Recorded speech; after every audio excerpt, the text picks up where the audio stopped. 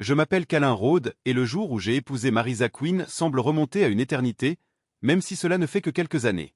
Debout sous ce dais doré, je croyais chaque mot qu'elle disait, chaque vœu qu'elle murmurait avec ce doux sourire.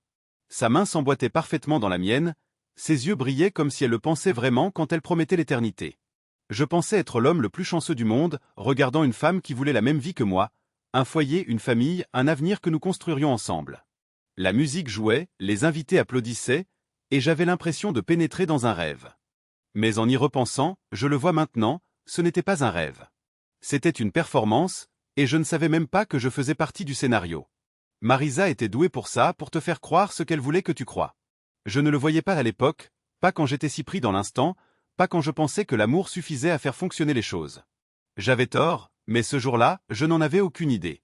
Je restais là, à sourire comme un idiot, pensant que c'était le début de quelque chose de réel. Nous avons dansé sous les étoiles, sa tête sur mon épaule, et je me disais que c'était ça. Ma vie commençait enfin à prendre forme.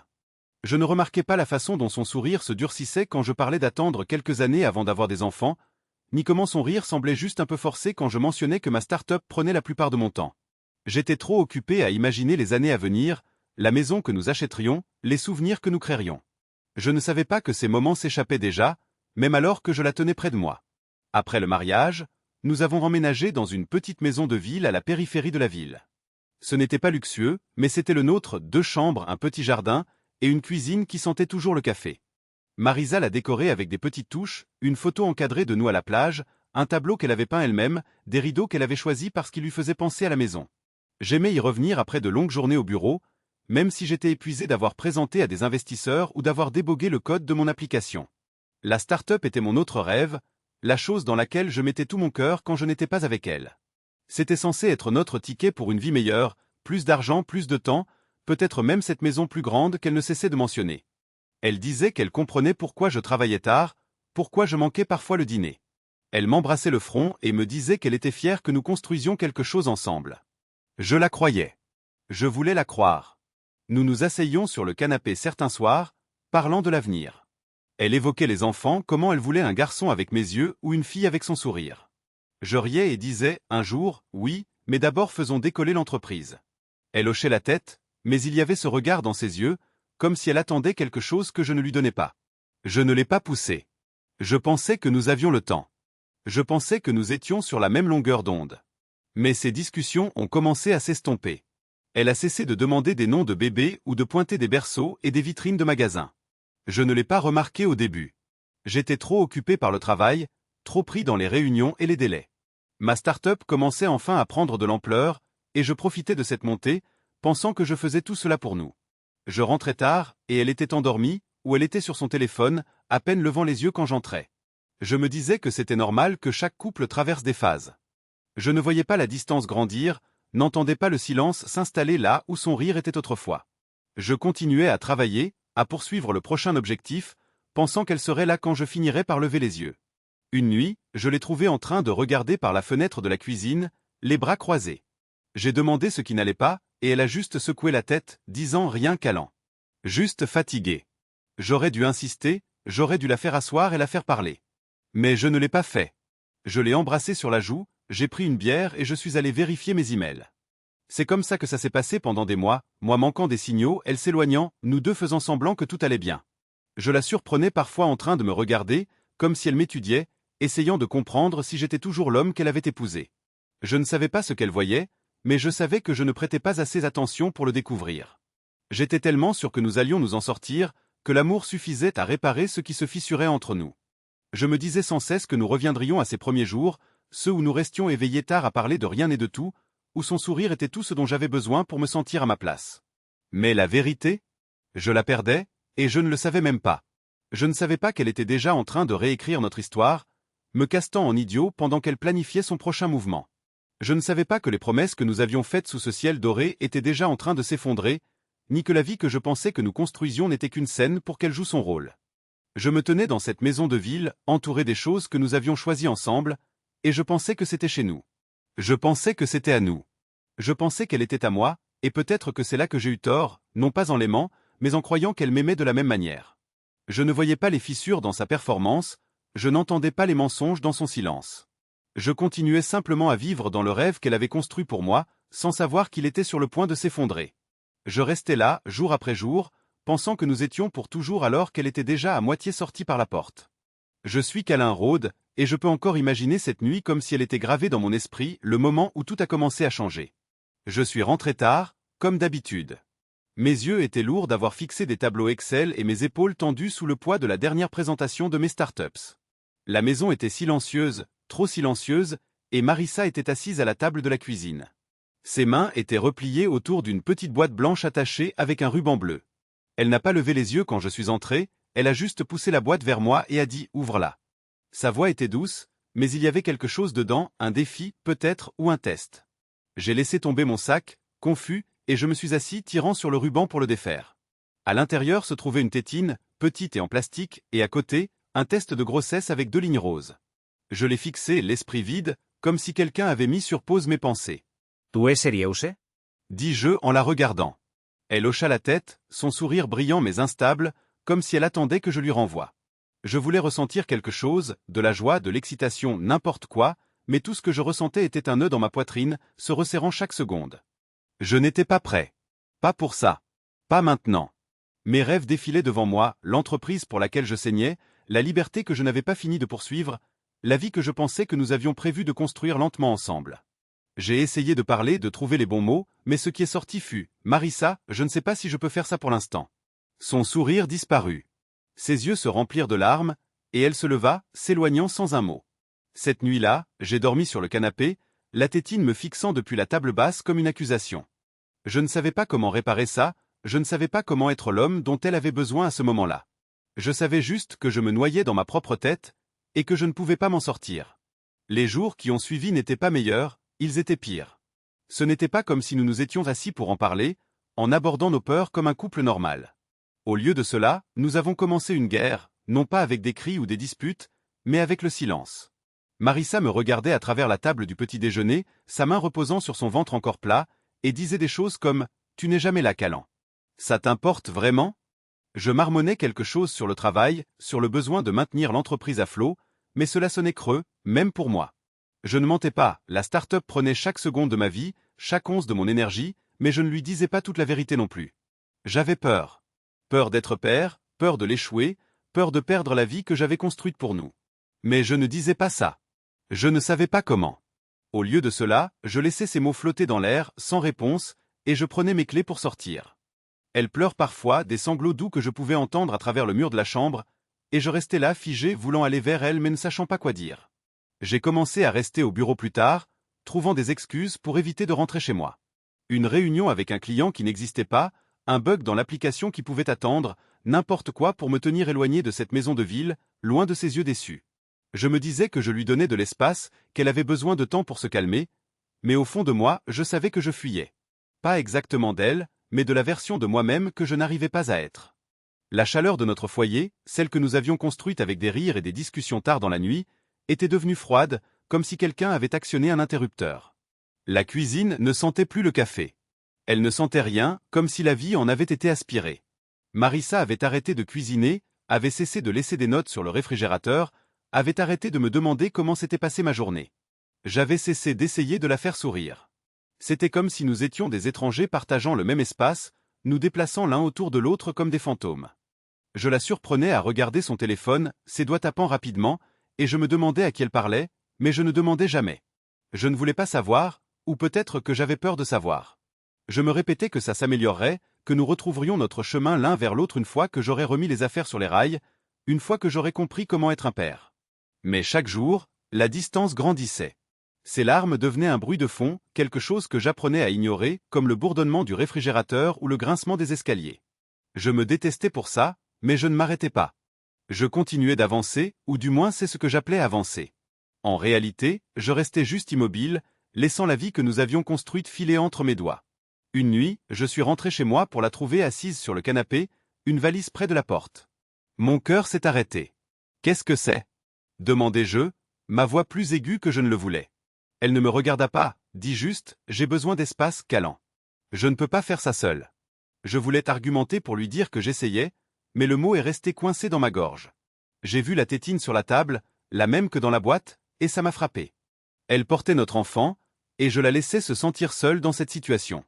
J'ai ouvert la bouche pour dire quelque chose, n'importe quoi, mais elle a secoué la tête et est allée dans la chambre, fermant la porte derrière elle. Je suis resté là, à fixer la valise, sachant que j'avais fait une erreur, mais ne sachant pas comment la réparer. Je n'ai pas dormi cette nuit-là. J'étais allongé sur le canapé, repassant chaque moment depuis qu'elle m'avait donné cette boîte. Chaque occasion que j'avais eue de me montrer à la hauteur et que je n'avais pas saisie. Je pensais à l'enfant, à ce que ce serait de le tenir, d'être leur père. Je voulais le vouloir, mais tout ce que je pouvais ressentir, c'était le poids de tout cela. Elle, le bébé, le travail, moi échouant à tout. Je ne savais pas comment être à la hauteur pour elle, pour eux. Je ne savais pas comment arrêter la spirale dans laquelle nous étions.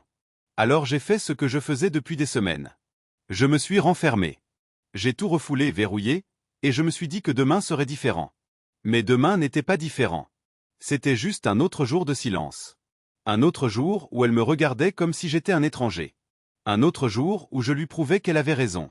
Je suis qu'Alain Rode, et le jour où j'ai quitté Marissa pèse encore lourd dans ma poitrine, comme une pierre que je ne peux pas déplacer. Ce n'était pas une grande scène, pas de cris ni de portes claquées, juste une décision silencieuse qui semblait plus forte que n'importe quelle dispute que nous avions jamais eue. Je suis rentré ce soir-là dans notre maison en rangée, l'air lourd du même silence que nous avions étouffé pendant des semaines. Marissa était dans la cuisine, remuant quelque chose sur le feu, le dos tourné vers moi comme toujours. Je suis resté dans l'embrasure de la porte, la regardant bouger, sa main reposant sur son ventre où notre enfant, son enfant, grandissait. Je voulais dire quelque chose pour combler le fossé qui s'était transformé en canyon entre nous, mais les mots ne venaient pas. Au lieu de cela, j'ai ressenti cette vague d'épuisement, non seulement à cause des longues heures au bureau, mais aussi à cause du poids de sa déception, de ma culpabilité et d'un avenir que je ne pouvais plus imaginer. Je ne prévoyais pas de partir à ce moment-là, mais en restant là, j'ai réalisé que je ne pouvais pas non plus rester. Pas comme ça, pas quand chaque instant dans cette maison me rappelait à quel point je lui faisais défaut. Alors j'ai pris une décision, dont je ne suis toujours pas sûr qu'elle était courageuse ou lâche. Je suis monté à l'étage, j'ai pris un sac de sport et j'ai commencé à faire mes bagages. Des chaussettes, des chemises, quelques jeans, la moitié de mes affaires, rien de plus. Je n'ai pas touché aux photos sur la commode ni à la montre qu'elle m'avait offerte pour notre premier anniversaire. Je voulais les laisser derrière moi, comme si elles pouvaient garder ma place jusqu'à ce que je comprenne les choses. Dans les escaliers, Marissa n'a pas levé les yeux de la cuisinière, n'a pas demandé ce que je faisais. Peut-être qu'elle savait. Peut-être qu'elle s'en fichait. Je me tenais au comptoir, griffonnant une note sur un morceau de papier. Gère les choses comme tu veux. C'était cruel. Je le sais maintenant, froid et vague, comme si je me lavais les mains d'elle, de nous, de l'enfant. Mais dans ma tête, ce n'était pas comme ça. Je ne l'abandonnais pas. Je lui donnais la liberté, lui permettant de décider ce qui allait suivre sans que je l'entraîne vers le bas.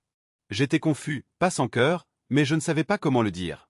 Je ne savais pas comment lui dire que je n'étais pas prêt à être un père, que j'avais peur d'être piégé dans une vie que je n'avais pas choisie. Alors j'ai laissé la note sur la table, j'ai pris mon sac et je suis sorti.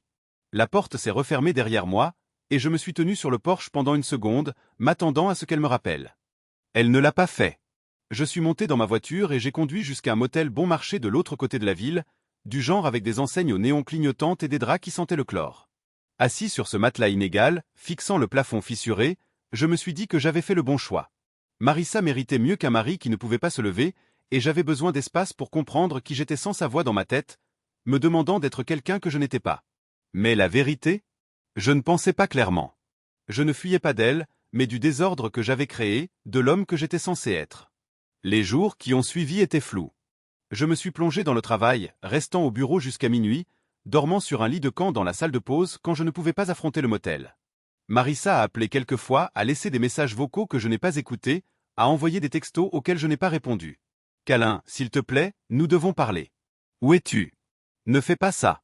Chacune de ces messages était comme un coup de poing, mais je les ai supprimés, me disant que c'était mieux ainsi. Je n'en étais pas fier, mais je n'étais pas assez fort pour lui faire face non plus. J'attendais que la culpabilité s'estompe, que l'attente se lève, mais ce n'était pas le cas. Elle devenait juste plus lourde, s'installant dans mes os comme si elle faisait maintenant partie de moi. Je n'ai jamais dit que le bébé n'était pas le mien, pas une seule fois. Cette pensée ne m'a même pas traversé l'esprit. J'avais peur, oui, mais je n'étais pas ce genre de gars, celui qui esquive la responsabilité avec des excuses. J'avais juste besoin de temps, ou du moins c'est ce que je me disais.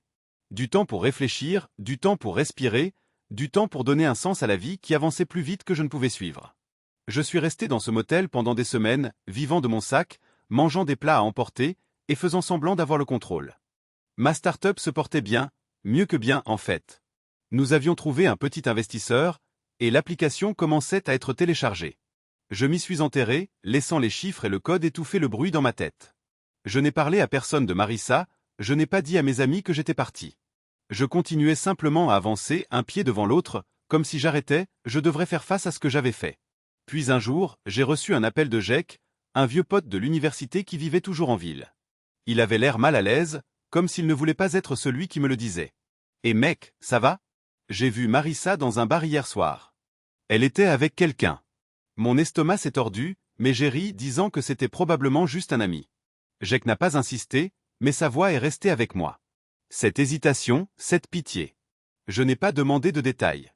Je ne voulais pas savoir, mais cela a planté une graine, une question que je ne pouvais pas chasser. Avait-elle tourné la page ? Déjà ? Cela ne semblait pas possible. Pas la Marissa que je connaissais, celle qui avait pleuré quand je suis parti, celle qui m'avait supplié de revenir. Mais plus j'y pensais, plus cela avait du sens. Les textos avaient cessé. Les appels s'étaient taris. Elle ne se battait plus pour moi. Je suis resté éveillé cette nuit-là, fixant encore le plafond du motel, me demandant si je l'avais trop poussée, si je l'avais perdue pour de bon. Je ne savais pas ce qu'elle faisait, avec qui elle était, ou ce qu'elle prévoyait. Tout ce que je savais, c'était que j'étais parti l'ayant laissé se débrouiller seule, et maintenant quelque chose changeait, quelque chose que je ne pouvais pas encore voir. Je me disais que cela n'avait pas d'importance, que j'avais fait mon choix et qu'elle ferait le sien. Mais au fond de moi, je n'étais pas si sûr. Au fond, je savais que je n'étais pas prêt pour ce qui allait suivre. Je m'appelle Calin Rod, et le jour où ces papiers judiciaires sont arrivés à ma porte, j'ai senti le sol se dérober sous moi. J'avais déjà loué un appartement à ce moment-là, un pas en avant par rapport au motel, mais toujours vide, juste un canapé, un lit et une télévision que je n'allumais jamais. Ma start-up me tenait occupé, l'application gagnait des utilisateurs, des investisseurs appelaient, mais rien de tout cela ne m'avait préparé à l'enveloppe qu'un gars en costume bon marché m'a remise. Je l'ai ouverte, me tenant là dans le couloir, et j'ai vu son nom, Marissa Reed. Pas Marissa Quinn, plus ma femme, mais Reed. Le mot a frappé comme une gifle. Elle s'était remariée ? Déjà ? Mes yeux ont parcouru la page. Une citation à comparaître, une demande de pension alimentaire, des frais de logement, des factures médicales, et quelque chose appelé dommage émotionnel. L'enfant, disait-elle, était le mien, et elle venait pour mon argent. Je l'ai relu, plus lentement, essayant de comprendre. 3 mois s'étaient écoulés depuis que j'étais parti. 3 mois de silence après l'arrêt de ces textos, et maintenant ça ? Je me suis adossé au mur, la tête tournant, non pas à cause de l'argent. Elle pouvait l'avoir si elle en avait besoin, mais à cause du nom à côté du sien, Silas Reed. Son nouveau mari. Je connaissais ce nom, même si j'aurais préféré ne pas le connaître. Nous en avions parlé une fois, peut-être deux, quand nous étions encore ensemble, le qualifiant simplement de collègue lorsque j'avais demandé pourquoi elle lui envoyait des textos tard dans la nuit. J'avais laissé passer ça à l'époque, trop fatigué pour me battre, trop confiant pour creuser. Mais maintenant, c'était clair, Silas n'était pas juste un collègue. C'était son mari, et ils m'entraînaient ensemble au tribunal. Je me tenais là, papier en main, me sentant comme un imbécile de ne pas l'avoir vu plus tôt. Le jour de l'audience est arrivé rapidement. J'ai mis mon meilleur costume, celui que je portais pour les réunions de présentation, et j'ai conduit jusqu'au tribunal, mon estomac noué. Je n'avais pas parlé à Marissa, je ne l'avais pas appelée pour lui demander de quoi il s'agissait. Que pouvais-je dire ? Elle avait fait son choix, et je devrais trouver comment gérer ça. Entrer dans cette salle d'audience ressemblait à entrer dans une cage. L'endroit était bondé, avocats, greffiers, des gens que je ne connaissais pas. Tous me fixaient comme si j'étais l'événement principal. Marissa était déjà là, assise à une table avec un homme que je supposais être Silas. Elle avait l'air différente, ses cheveux plus courts, son visage plus anguleux, mais sa main reposait sur son ventre, plus rond maintenant, un rappel de l'enfant qu'elle disait être le mien. Silas était assis à côté d'elle, grand, large d'épaules, avec un sourire suffisant qui me faisait serrer la mâchoire. Il s'est penché, lui a murmuré quelque chose, et elle a hoché la tête, ses yeux se tournant vers moi une seconde avant de se détourner. J'ai pris place, seul, sans avocat, juste moi et les papiers qui m'avaient été remis. Je n'avais engagé personne, je ne pensais pas en avoir besoin. Je pensais que je dirais la vérité quelle qu'elle soit, et laisserais le juge trancher. L'audience a commencé, et l'avocat de Marissa s'est levé le premier, un gars mince avec des lunettes qui parlait comme s'il vendait une histoire. Il m'a traité d'irresponsable, a dit que j'avais abandonné ma femme enceinte, refusé de la soutenir, et que maintenant je fuyais mes devoirs de père. Chaque mot était un coup de couteau, me peignant comme un bon à rien qui s'était enfui sans se soucier. Je suis resté là, les mains croisées, essayant de garder un visage impassible, mais à l'intérieur, je brûlais. Pas parce qu'il avait raison, il ne l'était pas, mais parce que Marissa le laissait dire. Elle était assise là, la tête haute, laissant ce type me déchirer pendant que Silas souriait comme s'il avait déjà gagné. Quand ce fut à son tour de parler, elle se leva, sa voix ferme mais tranchante, comme une lame. « Cet enfant est à toi, Callan, dit-elle, me regardant droit dans les yeux, puis se tournant vers le juge. Je mérite ton argent. J'élève ce bébé seul parce qu'il est parti. » La pièce devint silencieuse, tous les regards rivés sur moi, attendant que je craque.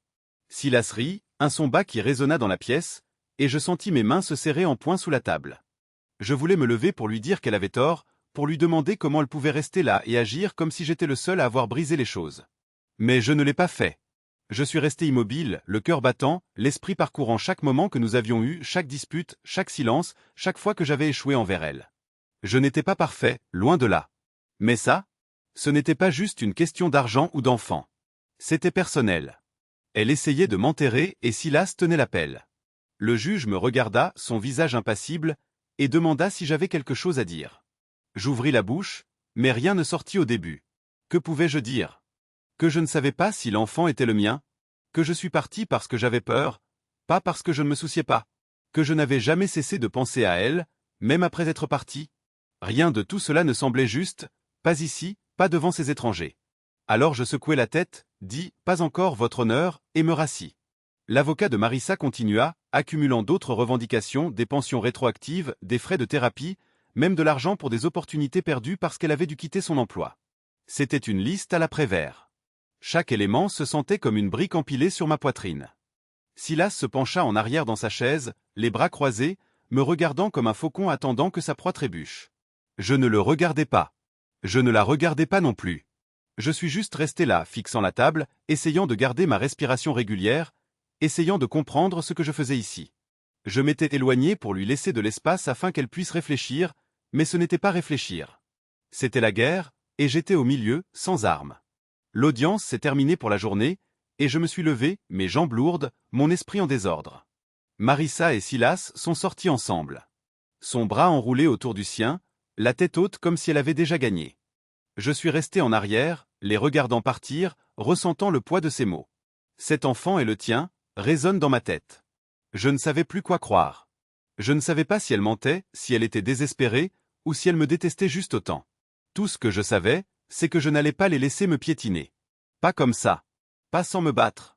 Je suis Callan Rhodes, et assis dans cette salle d'audience, regardant Marissa et Silas jouer leur rôle comme des acteurs chevronnés. Je sentais quelque chose changer en moi, pas de la colère, pas de la peur, mais une sorte de résolution tranquille.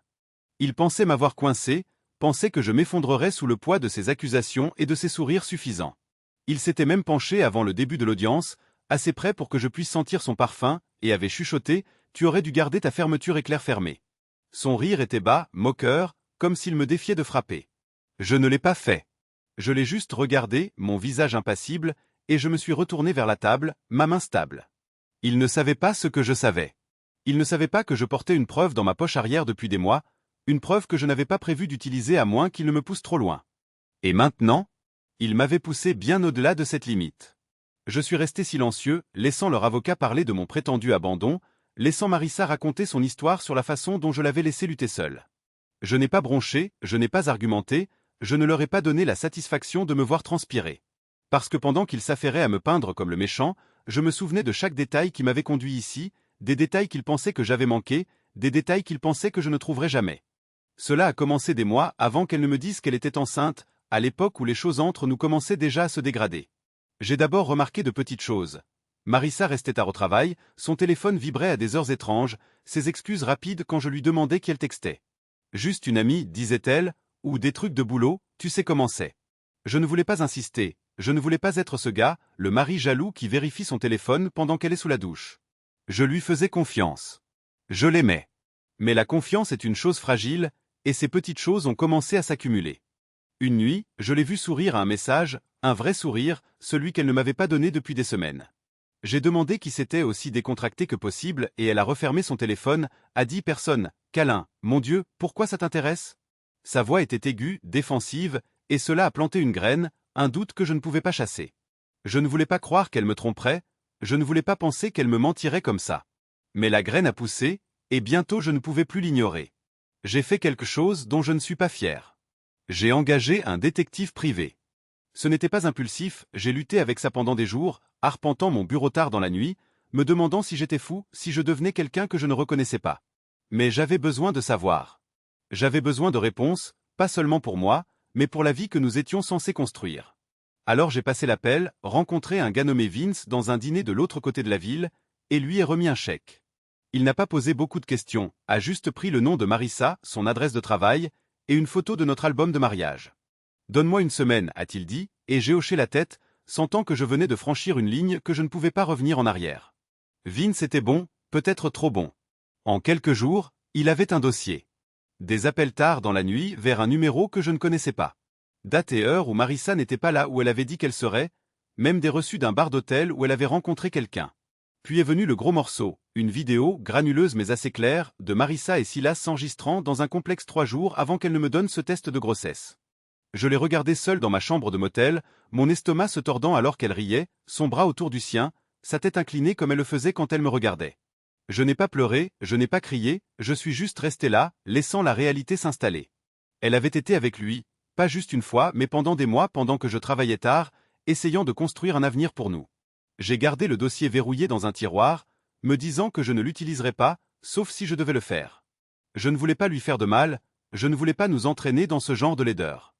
Je voulais juste comprendre, savoir pourquoi elle s'était éloignée, pourquoi sa maison était devenue un champ de bataille. Même après être parti, j'ai gardé ce dossier, non par rancéure, mais parce que c'était la seule chose qui avait du sens quand rien d'autre n'en avait. Maintenant, assis dans cette salle d'audience, je ressentais à nouveau son poids, pas le dossier lui-même, mais ce qu'il représentait. Marissa pariait que je resterais silencieux, que je prendrais le coup et paierais, trop fier ou trop brisé pour riposter. Silas pariait que j'étais aussi faible qu'il le pensait, un type sans colonne vertébrale qui fuirait devant un enfant avec un chéquier. Ils avaient tort. Je n'étais pas celui qui était infidèle, pas alors, pas jamais. J'avais fait des erreurs, c'est sûr, je m'étais éloigné quand j'aurais dû rester, je m'étais renfermé quand j'aurais dû parler, mais je n'étais pas le menteur ici. Il l'était. Et j'avais la preuve pour le prouver. Je ne voulais pas l'utiliser, je ne voulais pas transformer cela en une guerre où personne ne gagne, mais il ne me laissait pas le choix. Chaque mot de son avocat, chaque sourire en coin de Silas, chaque larme que Marissa essuyait pour le juge, c'était tout un spectacle, et j'en avais fini d'être leur public. Je suis resté assis là, les mains croisées, le visage calme, tandis que mon esprit parcourait les détails, le timestamp de la vidéo avant son annonce de grossesse, le journal des appels montrant des communications avec Silas alors qu'elle disait être avec des amis, le reçu d'hôtel avec sa signature. Ce n'était pas juste des preuves, c'était une histoire, quand il ne savait pas que je pouvais la raconter. Je pensais à l'enfant, celui qu'elle jurait être le mien, et je me demandais si elle y croyait vraiment elle-même. Avait-elle connu la vérité dans le mensonge de toute façon, ou s'était-elle convaincue que j'étais le père parce que c'était plus facile que de faire face à Silas? Je ne savais pas, et à ce moment-là, cela n'avait pas d'importance. Ce qui comptait, c'était le jeu auquel il jouait et comment il pensait que j'allais plier. Je ne le ferais pas. Je ne pouvais pas. Pas à cause de l'argent, je lui aurais donné si elle avait demandé si c'était vraiment à propos de l'enfant, mais à cause du mensonge. Ils essayaient de réécrire ma vie pour me faire passer pour le méchant dans une histoire que je n'avais pas écrite. Je n'allais pas laisser cela arriver. Alors je suis resté silencieux, les laissant penser qu'ils gagnaient, les laissant croire que je n'avais rien à dire. Mais à l'intérieur, j'étais prêt. J'étais prêt à leur montrer exactement avec qui ils avaient affaire. Je suis Calin Rhodes, et en me tenant dans cette salle d'audience, j'ai senti l'air changer comme au moment avant qu'une tempête n'éclate. Les yeux des juges étaient rivés sur moi, fixes et indéchiffrables, tandis que l'avocat de Marissa terminait son discours, empilant les accusations comme si j'étais un bon à rien qui ne s'était jamais soucié de rien. Marissa était assise là, son visage masqué de douleur, s'essuyant les yeux avec un mouchoir tandis que Silas se penchait en arrière dans sa chaise, son sourire assez aiguisé pour couper du verre. Ils pensaient m'avoir, pensaient que j'allais rester là, encaisser le coup et laisser leur histoire s'imposer. Mais j'en avais fini de jouer leur jeu. J'avais été silencieux assez longtemps, les laissant parler, les laissant penser que je n'avais rien pour riposter. Maintenant, c'était mon tour, et je n'allais pas crier ni supplier. J'allais laisser la vérité parler. Le juge a dégagé sa gorge et m'a regardé. « Monsieur Rhodes, avez-vous quelque chose à dire en réponse à ces accusations ?»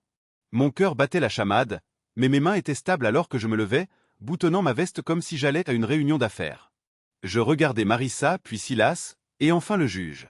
« Votre honneur, dis-je, ma voix calme. Je n'allais pas faire ça. Je ne voulais pas exposer les choses de cette manière, car je pensais que nous pouvions gérer cela discrètement. Mais elle ne me laissa pas le choix. J'attrapai mon portefeuille, avançant lentement, délibérément, et sortis une photo pliée que j'avais gardée là pendant des semaines, non par sentiment, mais pour ce moment précis. C'était une image tirée de la vidéo que mon enquêteur m'avait envoyée, avec un horodatage et Claire, Marissa et Silas un complexe balnéaire. Ses bras enroulés autour de lui. Tous deux souriant comme s'ils n'avaient aucun souci au monde. La date sur la photo était une semaine entière avant la date de grossesse qu'elle avait donnée au tribunal. Avant qu'elle ne me remette cette tétine et ne me dise que j'allais être papa.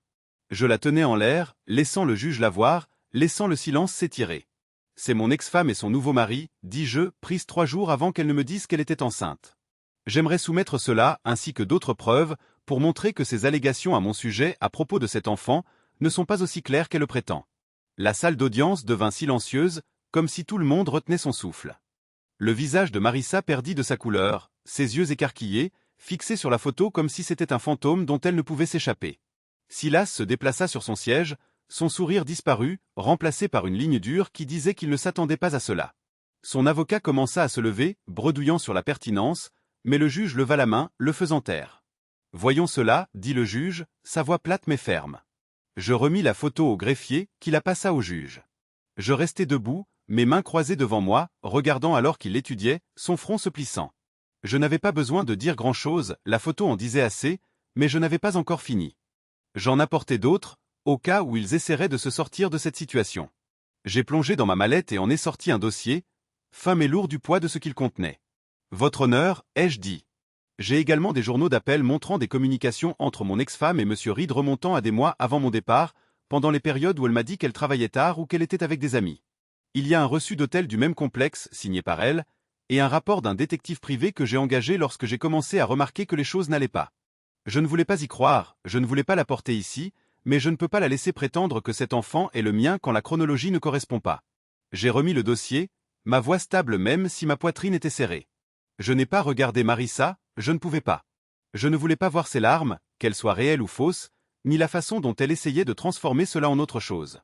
J'ai gardé les yeux sur le juge, attendant, sachant que j'avais fait ce que je devais. Le juge a pris le dossier, feuilletant lentement, son visage ne trahissant rien. La pièce est restée silencieuse, à part le bruissement des papiers et un murmure bas de Silas, quelque chose comme « c'est ridicule ». L'avocat de Marissa s'est levé, sa voix plus forte maintenant, disant que j'essayais de distraire le tribunal, que les preuves n'étaient pas vérifiées, que je diffamais son client. Je n'ai pas argumenté, je n'ai pas élevé la voix, je suis juste resté là, le laissant gesticuler. Le juge ne l'a pas regardé non plus, il lisait, ses doigts s'arrêtant sur les journaux d'appel, puis se déplaçant vers le reçu. Enfin, il a refermé le dossier et a regardé Marissa. « Mademoiselle Reed, a-t-il dit, voulez-vous expliquer cela ?» Son ton était en colère, mais c'était tranchant, comme un enseignant prenant un enfant en flagrant délit de mensonge. Marissa a ouvert la bouche, puis l'a refermée, ses mains tordant le mouchoir sur ses genoux. Elle a jeté un coup d'œil à Silas, comme s'il pouvait la sauver, mais il fixait la table, sa mâchoire serrée. Son avocat a essayé de reprendre la parole, disant quelque chose sur le besoin de temps pour examiner les preuves, mais le juge l'a interrompu. « Il va prendre une pause, a-t-il dit. Je veux que tout le monde soit de retour ici dans 1 heure. Monsieur Rod, je vais garder cela pour l'instant. » J'ai hoché la tête, m'asseyant alors que le greffier demandait une pause. Les gens ont commencé à bouger, à chuchoter, mais je suis resté là, les yeux rivés sur la table, ressentant le poids de ce que je venais de faire. Je n'avais pas voulu utiliser cette photo, ce dossier, rien de tout cela. J'avais espéré pouvoir m'en aller sans transformer cela en combat, mais Marissa était restée là, m'avait regardé dans les yeux et avait menti devant une salle pleine de gens, disant que cet enfant était le mien, disant que je lui devais une vie que je n'avais pas choisie. Et Silas, avec ses chuchotements dans ses rires, m'avait poussé juste assez pour que je riposte. Alors que la salle d'audience se vidait, j'ai entendu la voix de Marissa, basse et tremblante, parlant à son avocat, mais je n'ai pas saisi les mots. Je n'en avais pas besoin. La photo était sortie, le dossier était avec le juge, et quoi qu'il arrive ensuite, ce n'était plus à elle de décider. Je me suis appuyé en arrière dans ma chaise, mes mains toujours stables, mon esprit clair pour la première fois depuis des mois. J'avais joué ma carte, non par rancéure, mais parce que c'était le seul moyen d'arrêter leur jeu. Maintenant, tout ce que je pouvais faire, c'était attendre et voir ce que le juge dirait quand nous reviendrions. Je suis qu'Alain Rode, et quand je suis revenu dans cette salle d'audience après la pause, l'air semblait plus lourd, comme si tout le monde savait que quelque chose s'était brisé et ne pouvait pas être réparé. Le juge était déjà à son banc, ses lunettes basses sur le nez, le dossier que je lui avais donné ouvert devant lui. Marissa était assise à sa table, les épaules raides, les yeux fixés sur ses mains comme si elle pouvait éviter le désordre qu'elle avait créé en ne le regardant pas. Silas était à côté d'elle, le visage rouge, ses doigts tapotant la table comme s'il avait envie de s'enfuir. J'ai pris ma place, seul, sans avocat, juste moi et la vérité que j'avais mise à jour avec cette photo et ces papiers. Je n'avais pas l'impression d'avoir gagné quoi que ce soit. Il n'y avait pas de victoire ici, juste une douleur brute et creuse là où ma vie avec Marissa était autrefois. Mais je n'étais pas là pour me sentir bien. J'étais là pour mettre fin au mensonge, pour arrêter elle et Silas de réécrire mon histoire en quelque chose que je ne reconnaissais pas. Le juge ne perdit pas de temps. Il regarda Marissa, sa voix ferme mais calme, et dit « Mademoiselle Reed, souhaitez-vous expliquer cela ?» Il leva la photo que je lui avais donnée, celle d'elle et Silas au complexe. Elle avait été tamponnée une semaine avant qu'elle ne prétende être tombée enceinte. Son avocat commença à se lever, mais elle posa une main sur son bras, l'arrêtant. Elle leva les yeux vers le juge, son visage pâle, ses lèvres tremblantes comme si elle essayait de trouver des mots qui ne venaient pas. « Yeah !»« Je ne sais pas quoi dire, votre honneur, » commença-t-elle, sa voix à peine audible. C'était un voyage professionnel. Cela ne signifie pas ce qu'il dit. Ces mots sonnaient creux, comme si elle n'y croyait même pas elle-même. Je ne réagis pas, je ne secouais pas la tête ni ne ricanais, je restais juste là, la laissant parler, la laissant creuser sa propre tombe. Le juge haussait un sourcil, feuilletant à nouveau le dossier. Un voyage professionnel, répéta-t-il, son ton neutre, comme s'il lui donnait une chance de reconsidérer. Alors peut-être pouvez-vous expliquer le relevé téléphonique montrant des appels à M. Reed à toute heure, ou le reçu d'hôtel avec votre signature, également daté avant la date de grossesse que vous avez fournie. L'avocat de Marissa intervint, sa voix plus forte maintenant, disant qu'ils avaient besoin de temps pour vérifier les preuves que j'aurais pu falsifier, que cela n'était pas recevable sans une chaîne de custodie appropriée. Mais le juge ne l'entendait pas de cette oreille. Il se pencha en avant, ses yeux fixés sur Marissa, pas sur son avocat. « Monsieur Reed, je vous demande directement. Y a-t-il quelque chose que vous aimeriez clarifier au sujet de ces documents avant que nous procédions ?» Elle regarda Silas, puis moi, ses yeux vitreux de larmes qui ne tombaient pas. Pendant une seconde, je pensais qu'elle pourrait dire la vérité quelle qu'elle soit, mais elle secoua simplement la tête, sa voix faible. « Non, votre honneur. Je ne sais pas quoi dire d'autre. » Silas murmura quelque chose sous son souffle, trop bas pour être entendu, mais cela la fit tressaillir. Le juge ferma le dossier et se tourna vers moi. « Monsieur Rod, quelque chose de plus ?» Je me levai, mes mains s'entrechoquant, ma voix stable même si ma poitrine se serrait. « Votre honneur, je ne voulais pas amener cela ici. Je ne voulais pas rendre cela public. Mais Madame Reed prétend que je suis le père de son enfant, et le calendrier ne correspond pas. Je ne dis pas que je suis parfait, j'ai fait des erreurs, je suis parti quand les choses sont devenues difficiles, mais ce n'est pas moi qui mens ici. J'aimerais que le tribunal ordonne un test ADN pour régler cela une bonne fois pour toutes. » Le juge hocha la tête, comme s'il s'y attendait. L'avocat de Marissa commença à s'opposer, disant qu'un test n'était pas nécessaire et que cela retarderait les procédures, mais le juge l'interrompit d'un geste de la main. « Avocat, asseyez-vous. Étant donné les preuves présentées et les incohérences dans les déclarations de Madame Reed, un test ADN est raisonnable. » Il regarda Marissa à nouveau, sa voix plus aiguë maintenant. « Madame Reed, vous avez fait de graves allégations devant ce tribunal. Si elles sont vraies, le test le confirmera. Si elles ne le sont pas, il y aura des conséquences pour avoir induit ce tribunal en erreur. » Marissa ne bougea pas, ne parla pas. Elle se contenta de fixer ses mains, son mouchoir froissé en boule. Silas s'éloigna d'elle, sa chaise grinçant, comme s'il essayait de se distancer de tout cela. Le juge écrivit quelque chose, puis leva les yeux. « Nous allons ordonner un test ADN immédiatement. Ce tribunal se réunira à nouveau dans 2 semaines avec les résultats. En attendant, je mets en attente les demandes financières de Madame Reed. Monsieur Rod, vous devez coopérer pleinement avec le processus de test. » Compris, je hochai la tête. « Oui, votre honneur. » Il frappa son maillet, et l'audience était terminée comme ça. Les gens commencèrent à bouger, les chaises grincèrent, des voix murmuraient, mais je restais là où j'étais, regardant Marissa et Silas. Elle ne me regardait pas, ne se leva pas tout de suite, elle était juste assise là, ses épaules tremblant comme si elle retenait un sanglot. Silas prit sa veste, son visage tordu par un mélange de colère et d'embarras, et murmura quelque chose à son avocat avant de se diriger vers la porte. Je me fichais de ce qu'il pensait, je ne me souciais pas de ses regards ou de ses chuchotements. Je tenais à la vérité, et maintenant elle arrivait, qu'il le veuille ou non. En rassemblant mes affaires, je sentais le poids de cette photo dans mon portefeuille, plus léger maintenant, comme si j'avais enfin lâché quelque chose que je portais depuis trop longtemps. J'avais tout exposé, la vidéo, les journaux, le reçu, et je me sentais pas bien à ce sujet, je ne me sentais pas comme si j'avais gagné un grand combat. J'étais fatigué comme si j'avais couru pendant des mois, et que je pouvais enfin m'arrêter. En sortant de la salle d'audience, je suis passé près de la table de Marissa, assez près pour entendre son avocat murmurer à propos de la gestion des dégâts. Elle m'a alors regardé, juste une seconde, ses yeux rouges, son visage un mélange de peur et d'autre chose, peut-être du regret, ou de la défiance. Je ne me suis pas arrêté, je n'ai rien dit. Il n'y avait plus rien à dire.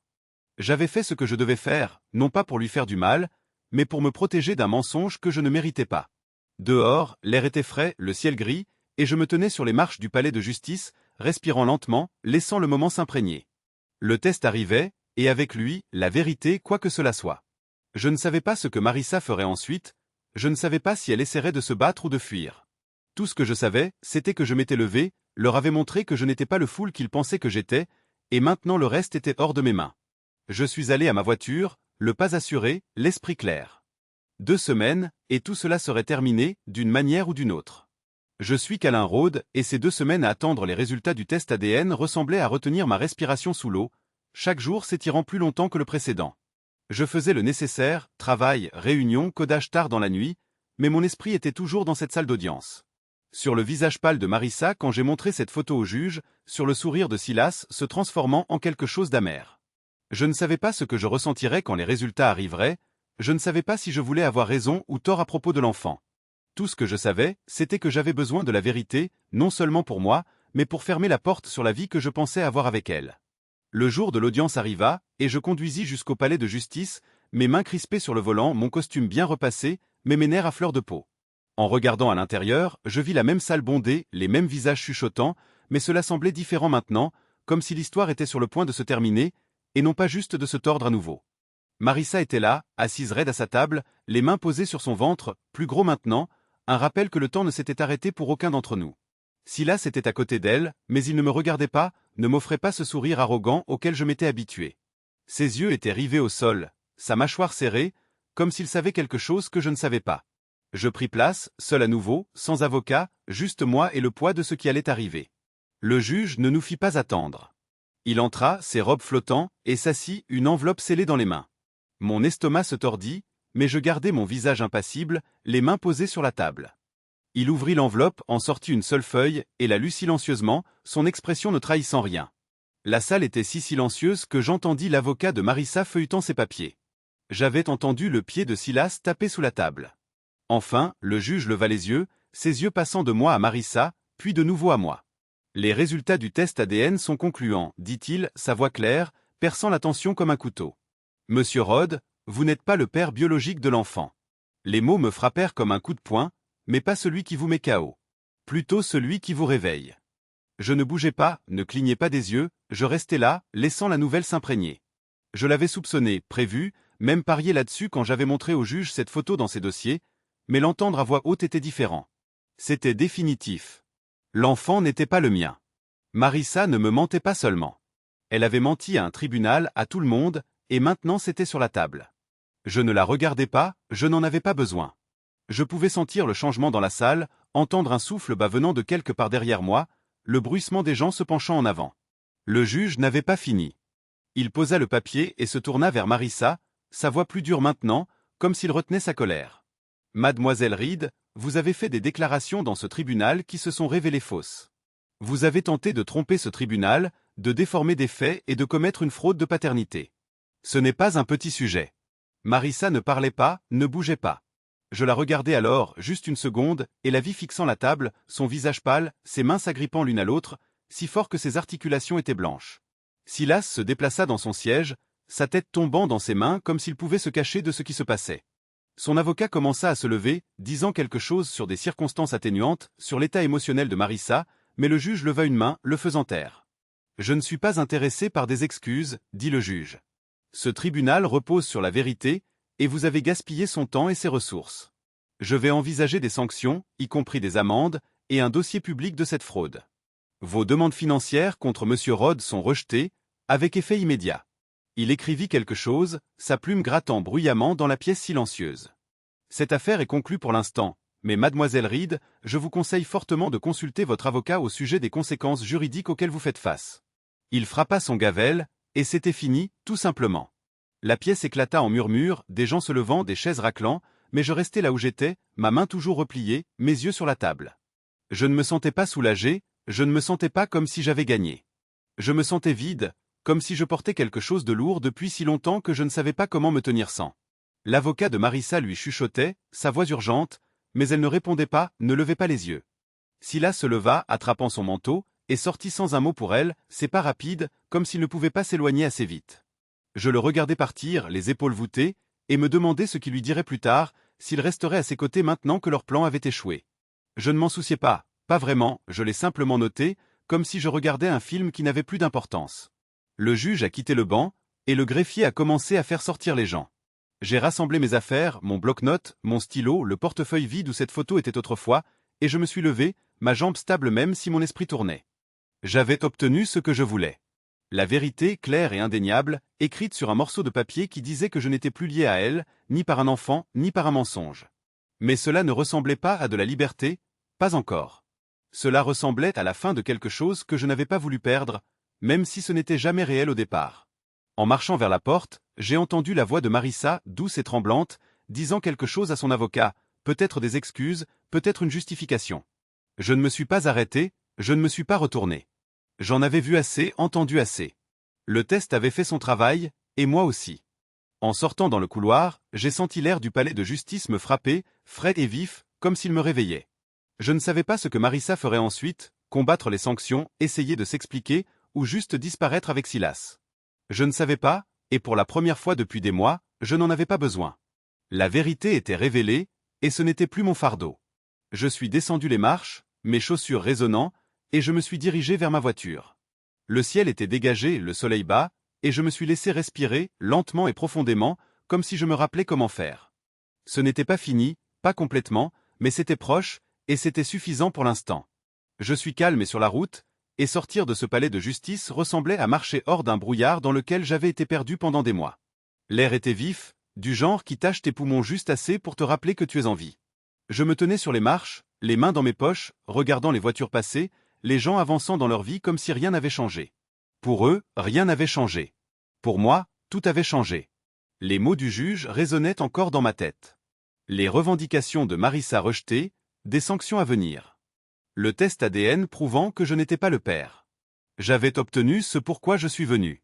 La vérité mise à jour pour que tout le monde puisse la voir, mais cela ne ressemblait pas à une victoire, pas comme je l'avais pensé. C'était comme fermer un livre que je n'avais jamais voulu terminer, un livre que j'avais espéré voir se terminer différemment.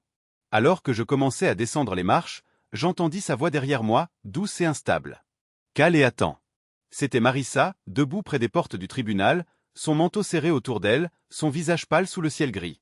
Je m'arrêtai, non pas parce que je voulais parler, mais parce que quelque chose dans sa voix semblait brisé, comme si elle se tenait debout par un fil. Je me retournai, gardant mes distances, et la regardai, vraiment la regardai, pour la première fois depuis des mois. Ses yeux étaient rouges, ses mains tordant la sangle de son sac à main, et pendant un instant je vis la femme que j'avais épousée, pas celle qui m'avait entraîné dans ce désordre.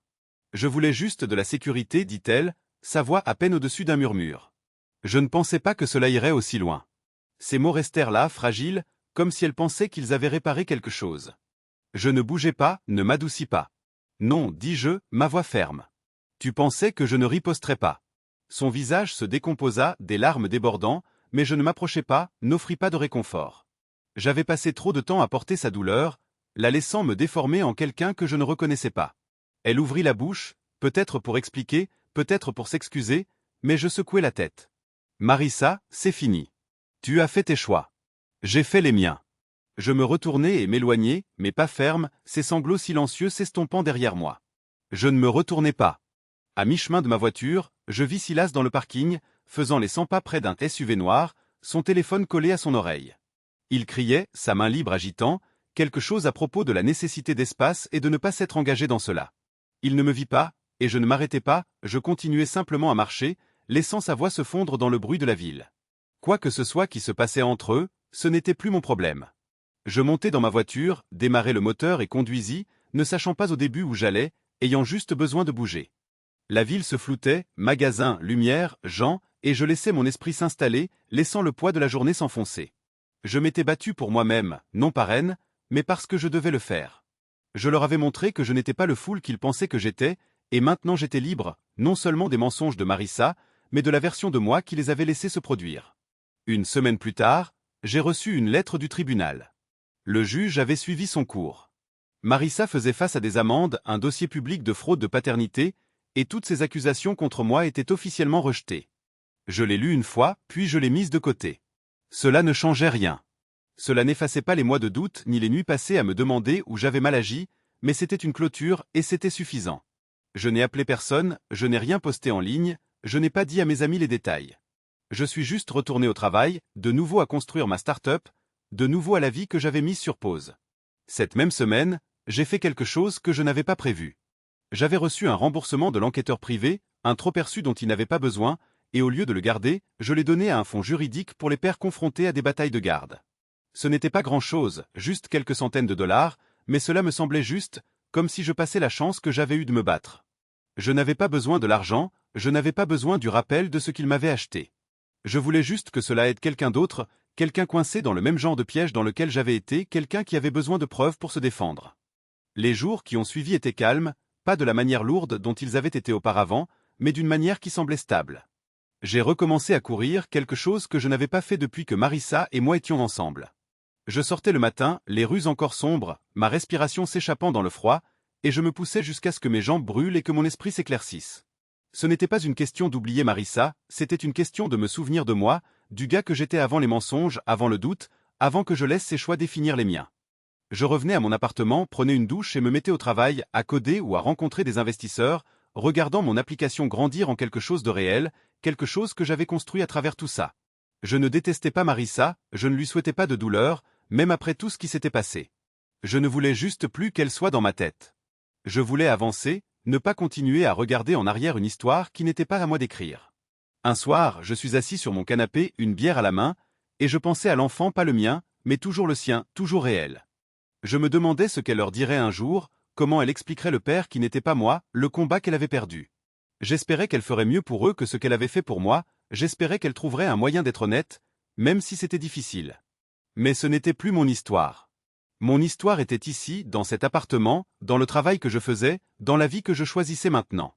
Je posais la bière, m'allongeais en arrière et fermais les yeux, sentant le calme s'installer autour de moi. Ce n'était pas parfait, ce n'était pas facile, mais c'était à moi. Je m'étais battu pour cela, pas avec des points ou des cris, mais avec une photo, un dossier, et une vérité que je ne lâcherais pas. Et maintenant, pour la première fois depuis longtemps, j'avais l'impression de pouvoir respirer, non seulement survivre, mais vivre selon mes propres termes, sans rien me retenir. Je suis qu'Alain Rode et des mois après que cette salle d'audience se soit vidée, la vie a commencé à me sembler à nouveau mienne, pas comme avant Marissa, mais quelque chose de nouveau, quelque chose que je construisais un pas à la fois, en toute tranquillité. Je ne parlais pas de l'affaire, je ne postais pas de mise à jour cryptique en ligne, ni ne racontais chaque détail à mes amis autour de bière. Je laissais cela de côté, je laissais cela s'estomper, comme une ecchymose que l'on finit par ne plus remarquer. La start-up me tenait occupé, grandissant plus vite que je ne l'avais prévu, les utilisateurs augmentant, les investisseurs appelant, mon application devenant quelque chose dont les gens avaient réellement besoin. Je passais mes journées à coder, à peaufiner des fonctionnalités ou à présenter à de nouveaux partenaires, et c'était agréable d'avoir quelque chose de solide à quoi me raccrocher, quelque chose que je pouvais façonner sans que cela ne me glisse entre les doigts. Les nuits étaient plus calmes, juste moi dans mon appartement, cuisinant des repas simples ou regardant de vieux films, laissant le monde ralentir. Je ne fuyais plus, ni Marissa, ni moi-même.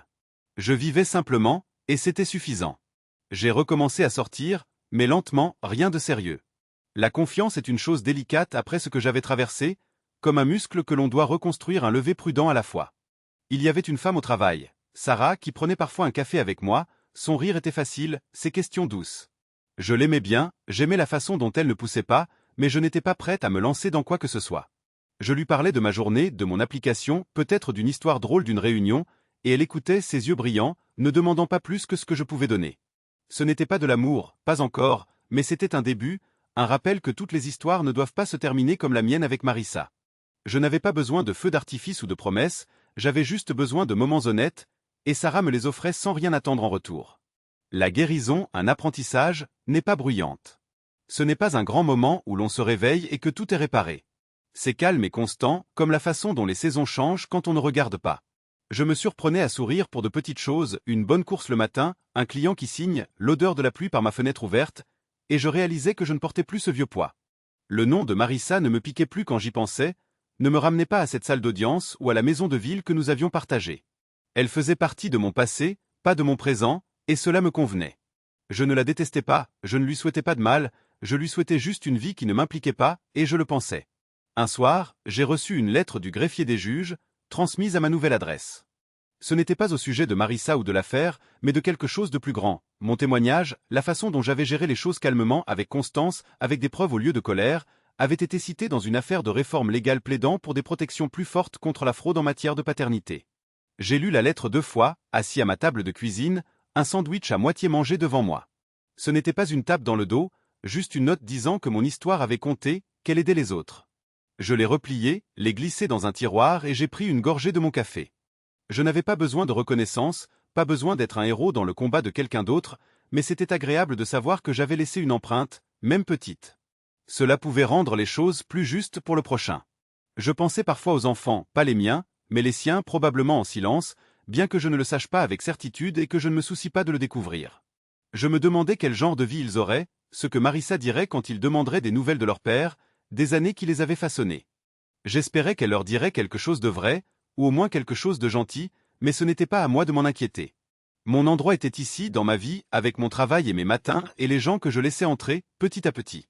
J'avais gardé une chose du procès, pas un souvenir, mais un rappel, une phrase que j'avais griffonnée dans un carnet pendant ces longues nuits à attendre les résultats de l'ADN. Je ne l'ai jamais dite au tribunal, je n'en ai jamais eu besoin, mais cela résumait tout ce que j'avais appris. La vérité n'a pas besoin de crier. Elle attend, et quand elle finit par parler, elle met fin au bruit. Je l'avais écrite tard un soir, à moitié endormi, essayant de comprendre pourquoi je ne criais pas, pourquoi je ne m'en prenais pas à Marissa ou ne la réduisais pas au silence comme il l'avait fait avec moi. Cette idée m'est restée que vous n'avez pas besoin d'être bruyant pour avoir raison, que la patience et la preuve peuvent faire plus que la colère ne le pourrait jamais. Je la regardais parfois quand je nettoyais mon bureau ou feuilletais de vieilles notes, et cela me recentrait. Cela me rappelait que j'avais fait ce que je devais, pas par vengeance, mais pour moi. La vie continuait, comme elle le fait toujours. Mon application a atteint un jalon, 10 000 téléchargements en un mois, et j'ai emmené mon équipe manger une pizza, riant autour d'un vin bon marché et de mauvaises blagues. Sarah était là, assise en face de moi, son sourire chaleureux, et je me suis surpris à penser que peut-être je pourrais la laisser un peu plus entrer, peut-être que je pourrais essayer à nouveau sans m'attendre à ce que ça s'effondre. Je ne me suis pas précipité, je n'en avais pas besoin. J'avais le temps, et pour la première fois depuis longtemps, je n'en avais pas peur. Je faisais des courses, plus longues maintenant, à travers des parcs et des rues tranquilles, la ville s'éveillant autour de moi. Je croisais parfois des familles, des parents avec des poussettes, des enfants courant après des chiens, et je ressentais une douleur, non pas pour ce que j'avais perdu, mais pour ce que je pourrais vouloir un jour, quand je serais prêt, quand ce serait réel. Je n'y étais pas encore, mais je pouvais le voir, faible comme un horizon, et c'était suffisant. Je n'ai plus eu de nouvelles de Marissa, je ne m'y attendais pas. Je ne savais pas où elle était, si elle était toujours avec Silas. Si les amendes l'avaient frappée durement, ou si elle était passée à une nouvelle histoire, je ne vérifiais pas, je ne demandais pas autour de moi. Je l'ai laissé partir, pas tout à fait avec pardon, mais avec une certaine distance, celle qui vient quand on réalise que les choix de quelqu'un ne sont pas la façon dont on doit avancer. Ma vie était la mienne maintenant, désordonnée, imparfaite, mais mienne. Et je la construisais chaque jour, un choix à la fois. Cette nuit-là, après la lettre, je me suis assis sur mon canapé, la ville bourdonnant à l'extérieur, et j'ai ressenti quelque chose se poser en moi. Pas la paix, pas encore, mais presque. Un calme qui ne faisait pas mal, un espace où je pouvais être moi-même. Pas le gars qui avait été trompé ou traîné devant les tribunaux, juste moi. J'avais lutté pour cet espace, non pas avec du bruit, mais avec la vérité, et maintenant j'y vivais, une respiration stable à la fois.